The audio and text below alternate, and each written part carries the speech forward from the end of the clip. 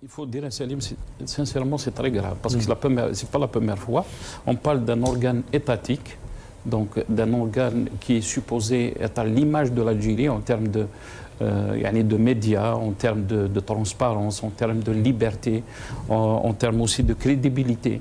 Imaginez que c'était l'AFP, l'agence France-Presse, qui va faire une dépêche, un article, et qui va commencer à insulter les Insoumis, par exemple, un parti de gauche. Pourquoi? Parce qu'il soutient, je ne sais pas. Je crois qu'ils peuvent reporter une critique d'un autre parti, d'une autre personne. Mais ce n'est pas d'eux-mêmes.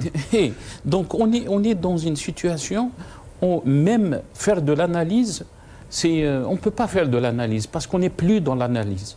On se dit, mais comment on est arrivé à cette situation? Comment on est arrivé à cette situation de déliquescence?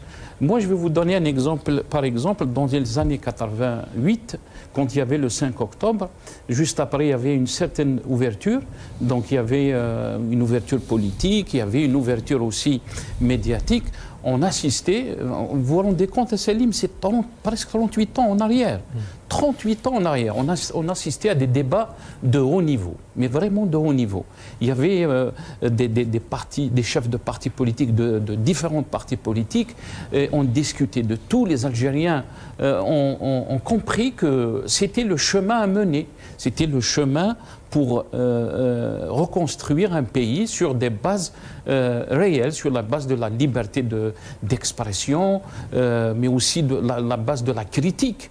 On ne peut pas avoir un pouvoir absolu, et même le parti Hems, qui a participé à l'élection présidentielle de 2024, on commence à douter de ce parti et dire c'est un parti opportuniste et tout ça.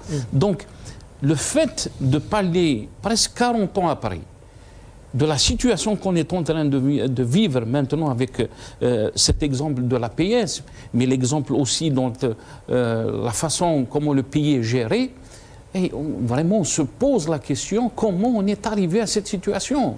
Ça veut dire si on n'arrive pas à comprendre, on est dans une zone de danger. Pourquoi je dis on est dans une zone de danger? Parce que moi je n'ai jamais dans ma vie, j'ai assisté à une bassesse de nos médias, de notre presse, qui est arrivée à ce niveau-là. Jamais. Il y a pratiquement...